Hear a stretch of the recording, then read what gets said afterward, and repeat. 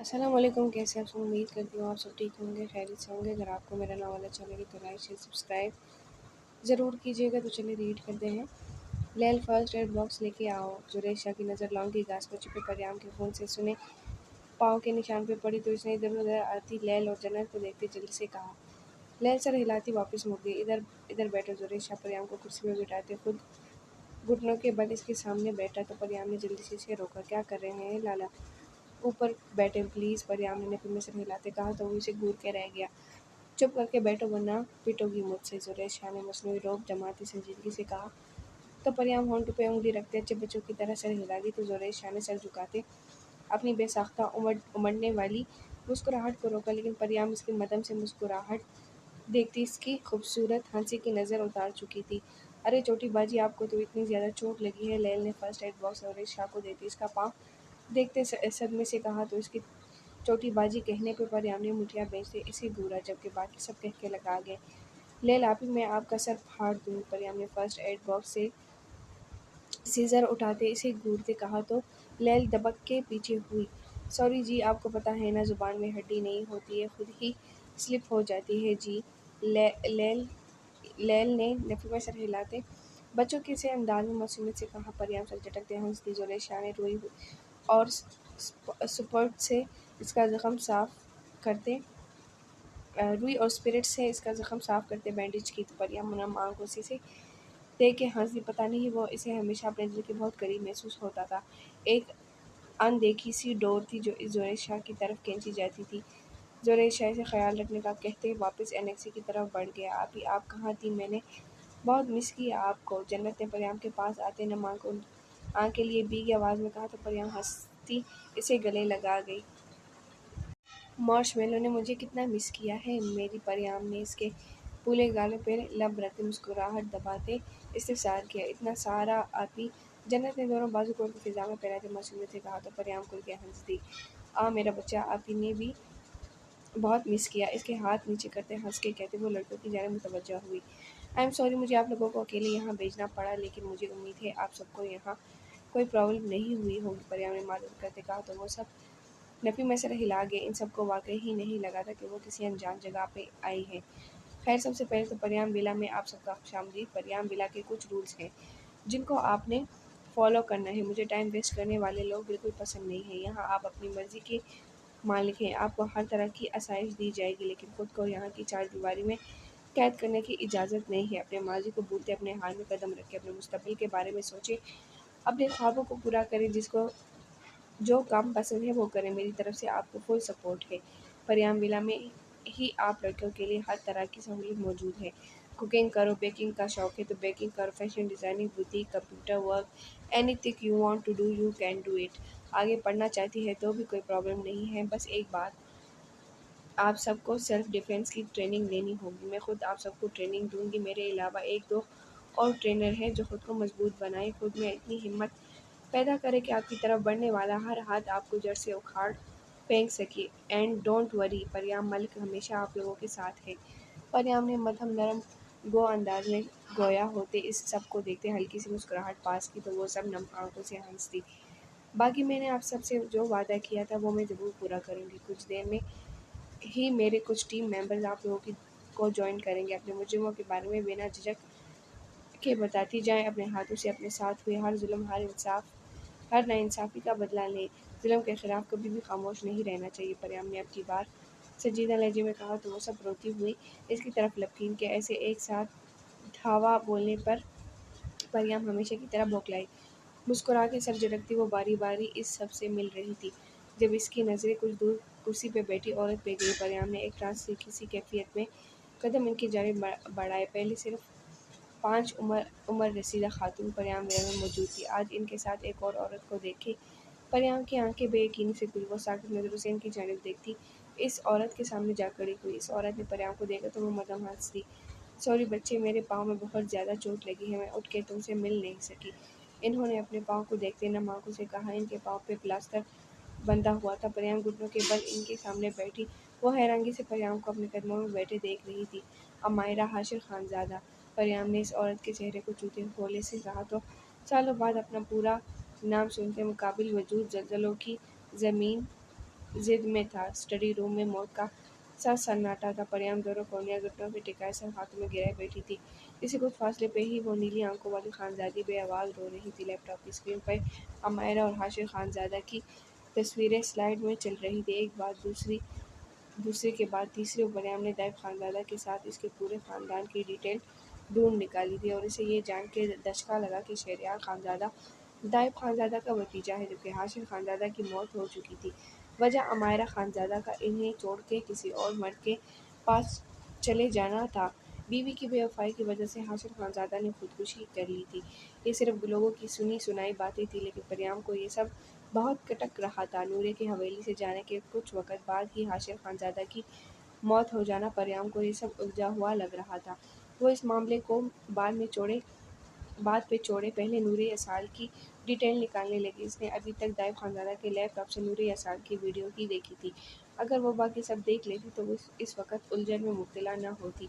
मैं कुछ पूछ रही हूँ आपसे, रोना बंद करें, मुझे बताएं आखिर ऐसी भी क्या वजह थी कि लंदन जैसे आज़ाद मुल्क में रहने के बावजूद खुद को छुपा के रखने वाली खानजादी हाशिर खानजादा की इज्जत कोटे की जीनत बनती अमायरा हाशिर खानजादा से आयरा बाई बन गई। कोटे की सबसे हसीन और खूबसूरत 40 साला रक्सा, जिसका रक्स देखने को लोग मीलों से दूर आते थे। ऐसी भी क्या मजबूरी थी जो आपको कोटे जैसी गलीज जगह पे कदम रखने पड़े, या फिर किसी और ने आपको कोटे पे पहुंचाया था? खुदारा कुछ तो बोले। परियां ने गहरी सांस खारिज करते संजीदगी से इस्तफसार किया। इसका चेहरा ज़बत की ज्यादती से सुर्ख पड़ रहा था। इन्हें चुप देख के परियां ने कांच के टेबल को ठोकर मारते अपने हिजाब उतारते हुए फेंका। इसे लगा वो आज ये भयानक माजी के दर्दनाक किस्से सुनते मर जाएगी। ठीक है, मत बताएं, आपको क्या लगता है मैं पता नहीं कर सकती? 1 मिनट लगेगा मुझे सब पता करने में।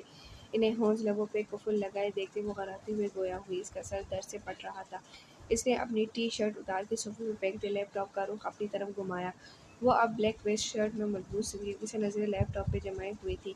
इसके बाजू और हाथों की नसें उभरी हुई थी। एसी की ठंडी कूलिंग में भी वो पसीने में नहाई हुई थी। इसके अंदर बाहर का भांपड़ चल रहे थे। इसकी उंगलियां तेजी से लैपटॉप की कीज पर चल रही थी और अगले कुछ मिनटों में वो सारी डिटेल निकाल चुकी थी। लैपटॉप पे वो दाइब खानजादा के कमरे का मंजर वाज़ेह हुआ था। अमायरा खानजादा की नीली आंखों की पत्तियां साकित हुई।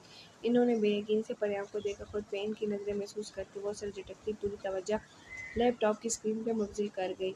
माजी दाइब खानजादा अभी फ्रेश होता वॉशरूम से निकला था जब हाशिर खानजादा सुर्ख चेहरा लिए धाड़ से दरवाज़ा खोलते अंदर दाखिल हुआ। दाइब का बालों में चलता हाथ साकित हुआ। वो इस वक्त ब्राउन ट्राउज़र और ब्लैक वेस्ट में मलबूस टॉवल से अपने नम बाल खुश्क कर रहा था जब हाशिर खानजादा ने तेज़ी से आगे बढ़ते इसके जबड़े पे मुक्का जड़ा। दाइब इस हमले के लिए तैयार नहीं था।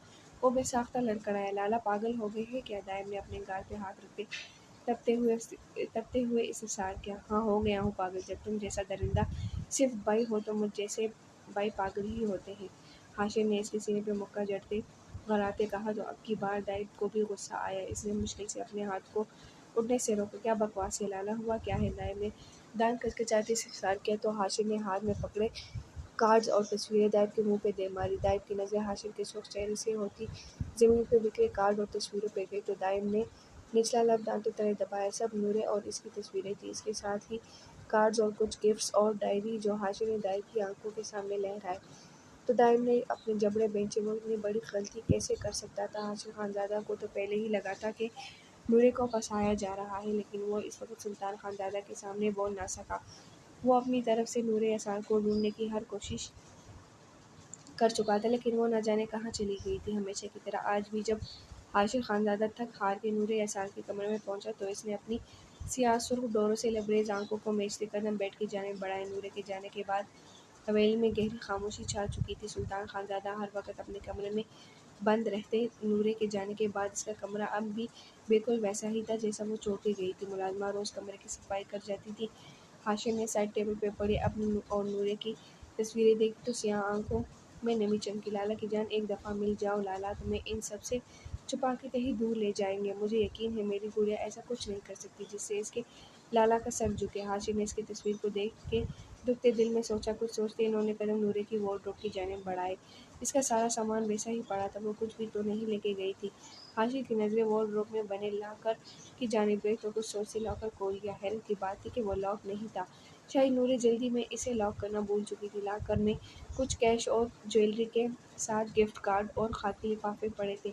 حاشر نے حیرت سے ان سب کو نکالتے قدم صفحے کی جانب بڑھائے، لیکن جیسے جیسے وہ کارڈ اور گفٹ دیکھتے جا رہے تھے ان کی سیاہ آنکھوں میں بے یقینی اتر رہی تھی۔ انہوں نے جلدی سے خاکی لفافہ کھولا جس میں نورے اور دائب کی تصویریں تھیں۔ ان تصویروں کو دیکھ کے تو کوئی بھی بتا دے کہ ان کے بیچ کیا رشتہ تھا۔ حاشر خانزادہ کو لگا ان کے سر پہ حویلی کی چھت آ گری ہو۔ حاشر نے جلدی سے دوسرا لفافہ کھولا تو ان کی روح تک تڑپ اٹھی۔ اس میں پریگنینسی کٹ اور رپورٹ تھی۔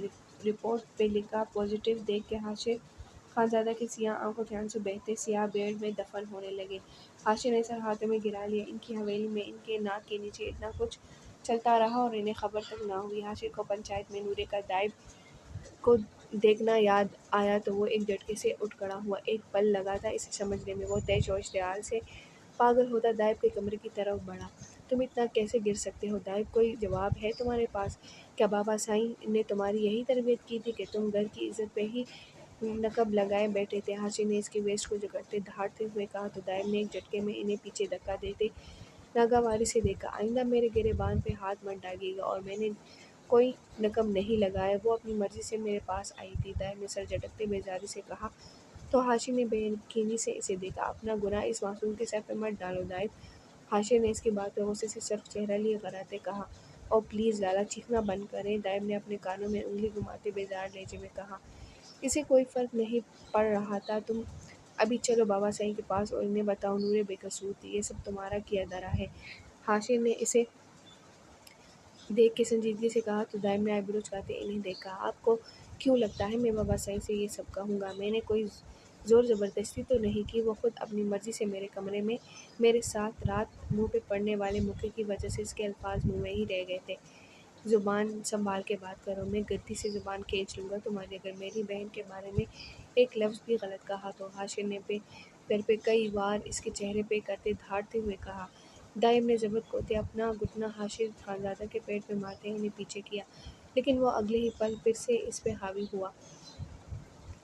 اس کل کی آئی لڑکی کے لیے آپ اپنے بھائی پہ ہاتھ اٹھا رہے ہیں؟ دائب نے حاشر کو صفحے پہ دھکا دیتے منہ پہ جمع ہوتا خون تھوکتے چیختے ہوئے کہا، وہ کل کی آئی لڑکی تمہارے بچے کی ماں بننے والی تھی، اور تم نے اس کے ساتھ کیا کیا؟ اسے پورے گاؤں میں ذلیل کرتے یہاں سے جانے پہ مجبور کر دیا تھا تاکہ تمہارے کالے کارناموں کی خبر کسی کو نہ ہو، لیکن میں ایسا نہیں ہونے دوں گا، میں ابھی تمہاری سچائی سب کے سامنے لاؤں گا۔ حاشر خانزادہ نے سالم اگلتی نگاہوں سے اسے دیکھتے غرا کے کہتے باہر جانا چاہا جب دائب نے ایک جھٹکے میں ان کی گردن میں بازو ڈالتے انہیں بیڈ پہ دھکا دیتے ان پہ بیٹھتے کشن اٹھاتے اس کے منہ پہ رکھتا۔ اس افتاد پہ دروازے میں کھڑی امائرہ کی چیخ بے ساختہ تھی۔ وہ جو شور کی آواز سنتے بوکھلاتی دائب کے کمرے میں آئی تھی۔ ان دونوں بھائیوں کو ایک دوسرے سے لڑتے دیکھ کے ان کے قدم دروازے پہ ہی جم گئے تھے۔ امائرہ خانزادہ کو دیکھ کے دائب کی آنکھیں چمکی۔ وہ اس وقت بلیک فل نائٹ گاؤن میں ملبوس تھی۔ اس کی کمر کے گرد بندھی گاؤن کی ڈوریوں کو دیکھتے دائب کی آنکھیں خمار آلودہ ہوئی۔ اس نے اپنی پوری طاقت سے حاشر کی ٹانگوں کو لاک کرتے کشن پہ گرفت سخت کی۔ چھوڑیں دائب لالا، یہ کیا کر رہے ہیں؟ امائرہ خانزادہ دائب کی نظروں اور اپنے حلیے سے لاپرواہ دائب کو ہٹانے کی کوشش کر رہی تھی، لیکن وہ نازک جان کہاں اس باڈی بلڈر وجود کو ہٹا سکتی تھی۔ حاشر خانزادہ نے اپنی پوری طاقت لگاتے خود کو چھڑانا چاہا، لیکن دائب انہیں پوری طرح قید لیے ہوئے تھے۔ ان کی مزاحمت دم توڑتی جا رہی تھی، سانسیں سینے میں اٹک رہی تھیں۔ ان کے سامنے اپنے 6 سالہ بیٹے کا عکس لہرایا جو ڈٹو ان کی کاپی تھا۔ ان کے کانوں میں ان کی بیوی کی آوازیں گونج رہی تھیں، لیکن ان کا ذہن تاریکی میں جا رہا تھا۔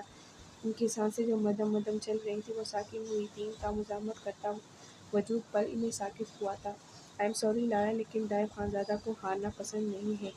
حاشر کے بے جان وجود کو دیکھتے دائب نے کشن ہٹاتے حاشر کے بے جان وجود کو دیکھتے دائب نے کشن ہٹاتے ان کے کان میں سرگوشی کرتے کہا۔ امائرہ پٹی پٹی آنکھوں سے حاشر کی کھلی ساکت آنکھوں کو دیکھ رہی تھی، زندگی سے بھرپور، ہنستی مسکراتی سیاہ آنکھیں ساکت بے جان ہو چکی تھی۔ حاشر خانزادہ کی ذات ماضی کا قصہ بن چکی تھی۔ دائب نے ان کی کھلی آنکھوں کو بند کرتے چمکتی آنکھوں سے امائرہ خانزادہ کو دیکھا جو اسٹل کڑی حاشر کے بے جان وجود کو دیکھ رہی تھی۔ دائب نے اٹھتے دروازہ لاک کرتے امائرہ کو اپنے حصار میں لیا تو وہ چیختی ہوش میں آئی، یہ کیا کیا تم نے ذلیل انسان، اپنے بھائی کو قتل کر دیا، چھوڑو مجھے، امائرہ نے مزاحمت کرتے چیختے ہوئے کہا تو دائب قہقہے لگا گیا۔ امائرہ کو گود میں اٹھاتے بیڈ پہ پھینکا تو ان کی روح فنا ہوئی۔ دائب دور رہو مجھ سے۔ مقابل کے آنکھوں میں نظر آتی حوث دیکھ کے عمائرہ کا پورا وجود کب کب آ گیا۔ 22 سائیں دور دور بہت رہ لیا، ذرا پاس پاس تو آئیں۔ دائب نے کہکے لگاتے کہتے ان کی ٹانگ کو کھینچتے بیڈ پہ گراتے ان پہ سایہ کیا۔ دائب خانزادہ تو عیش و عشرت کا دلدار تھا، خوبصورت چیزیں تو اسے ہمیشہ اپنے بستر اس میں چاہیے ہوتی تھی۔ شیطان پوری طرح اس پہ حاوی ہو چکا تھا۔ خدا سے ڈرو دائب، میں تمہاری بھائی کی بیوی ہوں، اس رشتے کو داغدار مت کرو۔ عمائرہ اس کے سامنے ہاتھ جوڑتی گڑ گڑاتے گویا ہوئی، لیکن مقابل موجود شخص انسان ہوتا تو شاید اس پہ ان فریادوں کا کوئی اثر ہو جاتا۔ ہاں میرے مرے ہوئے بھائی کی بیوہ۔ دائب نے حاشر خانزادہ کے بے جان وجود کو بیڈ سے گراتے کہکے لگا کے کہتے عمائرہ کے گاؤن کی ڈوری کھینچتے جھجکتے ان کی چیخوں کو حلق میں گونج دیا۔ یہ منظر دیکھتے پریام نے لیپ ٹاپ اٹھاتے سامنے دیوار پہ دے مارا۔ اس کا پورا وجود کانپ رہا تھا، جبکہ عمائرہ خانزادہ ابیچیوں سے رو رہی تھی۔ دائب نے ان کے شوہر کو مارنے کے ساتھ ساتھ ان کی عزت کو بھی روندا تھا۔ اسے تب بھی سکون نہ آیا تو انہیں کوٹے پہ پہنچا دی، جبکہ حاشر خانزادہ کے قتل کو اس نے ان کی لاش کو ان کے کمرے کے پنکھے سے لٹکا کے خودکشی کی شکل دی تھی، اور ان کے کمرے میں عمائرہ خانزادہ کی طرف سے لکھا نوٹ رکھ دیا، جس میں انہوں نے صاف صاف لکھا تھا وہ ایک آزاد ملک کی رہنے والی لڑکی ہے، وہ حاشر جیسے روایتی اور تنگ نظر شخص کے ساتھ زندگی نہیں گزار سکتی، وہ کسی اور سے پیار کرتی ہے اور جلد ہی اس سے شادی کر لے گی۔ جبکہ عمائرہ خانزادہ نے خود کو وقت کی دھاڑ پہ چھوڑ دیا تھا، انہوں نے جسم فروشی کی بجائے رقاصہ ہونا چن لیا، جبکہ حویلی میں حاشر خانزادہ کی موت نے حشر برپا کر دیا تھا۔ 6 سالہ شہریار حاشر خانزادہ باپ کی موت پہ بالکل چپ ہو گیا تھا، لوگوں سے اپنی ماں کی بھاگ جانے کی باتیں سن سن کے اس کے کچے ذہن میں ہی عورت ذات کا غلط عکس نقش ہو گیا تھا۔ نورے اور عمائرہ خانزادہ کے متعلق باتیں سنتا وہ اپنی ماں کے ساتھ ساتھ ہر عورت سے نفرت کرنے لگا تھا۔ پریام نے دونوں گھٹنے سینے سے لگاتے ان کے گرد بازو سختی سے باندھے اپنے کپکپاتے وجود کو قابو کیا۔ اس کی روح تک لرز چکی تھی، دل پھٹنے کو تھا، اس کا ذہن دور کہیں پھر سے بند کمرے میں گم ہو رہا تھا، جہاں وہ شخص بھوکے بھیڑیے کی طرح اس پہ ٹوٹ پڑا تھا۔ یہ آدم کا کون سا روپ تھا جو وہ دیکھ رہی تھی؟ کیا دائب خانزادہ انسان تھا؟ نہیں، انسان ایسے ہوتے ہیں کیا؟ وہ تو گدھوں سے بھی بدتر تھا، وہ تو پھر مردار کھاتے تھے، لیکن دائب خانزادہ تو زندہ لوگوں کو نوچتا تھا، ان کی روحوں کو نگلتا تھا۔ کون سی ہوس تھی جو پوری نہیں ہو رہی تھی؟ ایسی کون سی آگ تھی جو بجھ نہیں رہی تھی؟ پریام کا ذہن معاف ہو رہا تھا، اس نے صرف حاشر خانزادہ کو نہیں مارا تھا، اس نے میرے پیٹ میں پل رہے میرے 2 ماہ کے بچے کو بھی مار ڈالا تھا، جو ابھی تک اس دنیا میں آیا بھی نہیں تھا۔ عمائرہ خانزادہ نے ہچکیوں کے درمیان کہتے پریام کے کانوں میں سور پھونکا تھا، اس کی آنکھیں حیرت کی زیادتی سے پھٹ پڑی تھیں، وہ کچھ بولنے کے قابل نہیں رہی تھی، اس کا سانس پوری طرح بند ہوا تھا، وہ لڑکھڑاتے ہوئے صوفے سے گری تھی۔ عمائرہ نے جلدی سے اسے تھاما جو گہرے گہرے سانس لیتی اپنا سینہ مسل رہی تھی۔ پریام نے نفی میں سر ہلاتے ٹیبل پہ ہاتھ مارتے اپنا بیگ قریب کیا، لیکن انہیلر نہ ملنے پہ وہ لڑکھڑاتے قدموں سے کھڑکی کی جانب بڑھی، پردے ہٹاتے کھلی فضا میں گہرے گہرے سانس لیتی وہ اپنے بگڑے تنفس کو درست کرنے لگی۔ عمائرہ نم آنکھوں سے اس کی پشت کو دیکھ رہی تھی، انہیں اس لڑکی پہ حیرت ہو رہی تھی جسے ان پہ ہوئے ظلم پہ ان سے زیادہ خود کو تکلیف ہو رہی تھی، وہ جس طرح کانپتی ہوئی سانسوں کو ترس رہی تھی۔ عمائرہ خانزادہ کا دل تڑپا۔ پریام ملک کا وعدہ ہے آپ سے، دائب خانزادہ کو ایسی سزا دوں گی کہ اس کی روح تک کانپ جائے گی، اس کے اندر لگی ہوس کی آگ کو اتنی اچھی طرح ٹھنڈا کروں گی کہ دوبارہ کبھی اس میں ہوس کی آگ نہیں بھڑکے گی۔ اسے شوق ہے نا زندہ وجودوں کو نوچنے کا، اس کے وجود پہ ایسا ستم ڈھاؤں گی کہ وہ دوبارہ کسی کو نوچنے کے قابل نہیں رہے گا۔ نورِ یسار کو تو اس نے کچھ لوگوں میں ذلیل کیا تھا، میں نے اسے پورے اسلام آباد کیا پوری دنیا میں ذلیل نہ کیا تو میرا نام بھی پریام ملک نہیں۔ میں بہت شوق ہے نا اسے شکار کرنے کا، اس دفعہ شکاری میں بنوں گی اور دائب خانزادہ کا ایسا شکار کروں گی کہ اس کے ٹکڑے چھیل پوؤں تک کو نہیں ملیں گے۔ اپنی سانسیں بحال کرتے وہ سرد لہجے میں پنکھا رہی تھی۔ عمائرہ خانزادہ کی ریڑھ کی ہڈی میں سنسناہٹ ہوئی تھی، اس کا لہجہ آگ اگل رہا تھا، نفرت کی ایسی فنکار تھی کہ عمائرہ خانزادہ کے ہاتھ پاؤں کانپنے لگے۔ پریام ملک اس وقت بدلے کی آگ میں جل رہی تھی اور اس آگ کی لپیٹ میں کون کون آنے والا تھا یہ تو وقت ہی بتانے والا تھا۔ یس چیف، پریام جو عمائرہ خانزادہ کے جانے کے بعد گہری سوچ میں گم تھی، موبائل کی رنگ ٹون سنتے گہری سانس خارج کی۔ کال پک کرتے موبائل اسپیکر پہ ڈالا۔ Are you okay? پریام کی مدھم آواز سنتے مقابل کو تشویش نے گھیرا تو فکر مندی سے استفسار کیا۔ I am fine chief, how are you? Why did you call me? Priyam نے خود کو ریلیکس کرکے ازلی سنجیدہ لہجے میں استفسار کیا جو کام کے وقت اس کی ذات کا خاصہ ہوتا تھا۔ Everything is fine, colonel Abbad wants to talk to you about Mazhar Shah. Meeting room میں بیٹھے ہیزل آنکھوں والے نوجوان نے اپنے سامنے بیٹھے کرنل عباد کے سرخ چہرے کو دیکھ کے سنجیدگی سے کہا۔ اس کی بات پہ پریام نے اپنی آنکھیں گھمائیں۔ اب اسے ہٹلر کی چک چک سننی پڑے گی۔ پریام نے خوف سے سوچا۔ ایک نظر اپنے ہولیا اور زمین پہ پڑے ٹوٹے ہوئے لیپ ٹاپ کو دیکھ کر پریام نے نچلا لب دانتوں تلے دبایا۔ Call you within 5 minutes, سنجیدگی سے کہتے پریام نے کال کٹ کر دی تو چیف نے سر جھٹکتے کرسی کی پشت سے ٹیک لگائی۔ کرنل عباد نے جب سے مظہر شاہ کی لاش کے ٹکڑے دیکھے تھے وہ آگ بگولا ہوئے پڑے تھے۔ ان کا بس نہیں چل رہا تھا وہ پریام کا کچھ کر دیتے۔ پتہ نہیں اس نے انفارمیشن دی بھی تھی یا نہیں۔ یہی بات اس کے اشتعال کو مزید ہوا دے رہی تھی۔ جبکہ چیف اور باقی کے ٹیم ممبرز ریلیکس انداز میں بیٹھے تھے، پریام نے بالوں کا رف سے جوڑا بناتے قدم اپنے کمرے کی جانب بڑھائے۔ ہاتھ منہ دھوتے اس نے وارڈروب سے کپڑے نکالتے جلدی سے چینج کیے۔ ڈریسنگ مرر کے سامنے کھڑے ہوتے اپنا مخصوص بلیک ماسک چہرے پہ لگاتے اس نے اپنے بالوں کا جوڑا کھولتے انہیں برش کرتے دوبارہ سے جوڑا بناتے حجاب اوڑھا۔ شیشے میں ایک نظر خود کو دیکھتے اس نے سر جھٹکا۔ اس وقت وہ بلیک جینز پہ بلیک ہی بٹن والی شرٹ پہنی ہوئی تھی۔ سلیوز سے کونیوں تک فولڈ کرتے اس نے ہمیشہ کی طرح پلکیں جھپک جھپک کے آنکھوں کی سرخی کو کم کرنی چاہیے۔ آنکھوں میں ہوتی جلن محسوس کرتے اس نے شہادت کی انگلی سے اپنی آنکھوں کو سہلایا۔ اپنے اندر اٹھتے اشتعال کو دباتے اس نے وارڈروب سے دوسرا لیپ ٹاپ آن کرتے چیف کو کال ملائی جو اگلے ہی منٹ اٹھا لی گئی۔ لیپ ٹاپ کی اسکرین پہ ہیزل آنکھوں والے نوجوان کا عکس ابھرا، اس کے ساتھ ہی لال بگو کا چہرہ لیے بیٹھے کرنل عباد کو دیکھ کے پریام کی بھوری آنکھیں چمکی۔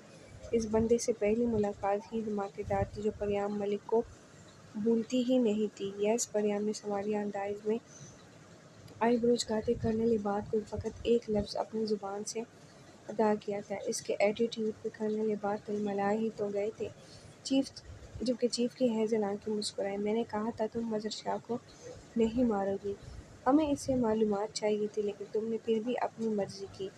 کرنل عباد نے ٹیبل پہ ہاتھ مارتے شدید غصے کے عالم میں کہا تو بھوری آنکھوں میں ناگواری ابھری۔ چیخیں مت، میں کوئی آپ کے انڈر کام کرتے آپ کے سولجرز جیسی نہیں ہوں جو آپ مجھ سے اس انداز میں بات کریں گے اور میں لب بینچ سے سنتی رہوں گی۔ اپنا لہجہ درست کریں، یہ لہجہ بالکل برداشت نہیں کروں گی میں، پریام نے سنجیدگی سے کہتے سر جھٹکا۔ لہجے میں اسپاٹ جبکہ انداز سخت تھا لیکن ٹون سے اس کے لہجے میں بدتمیزی کا عنصر تھا جس پہ چیف اور ٹیم ممبرز کے ہونٹوں پہ مدھم سی مسکراہٹ رنگی۔ دوسری بات بھولیں مت، میں نے کہا تھا میں اپنی مرضی سے کام کروں گی جس پہ آپ نے حامی بھری تھی۔ حیرت کی بات ہے آپ جیسا بڑے عہدے پہ فائز شخص اپنے الفاظ بھول چکا ہے یا پھر اپنی بات سے پھر رہے ہیں آپ۔ ان کے بینچے جبڑے دیکھ کے پریام نے کندھے اچکاتے سنجیدگی سے کہا۔ آخر میں ہلکا سا طنز مارتے سوال کیا جس پہ کرنل عباد کا چہرہ مزید سرخ پڑا۔ وہ کچھ بولنے کے قابل نہیں رہے تھے۔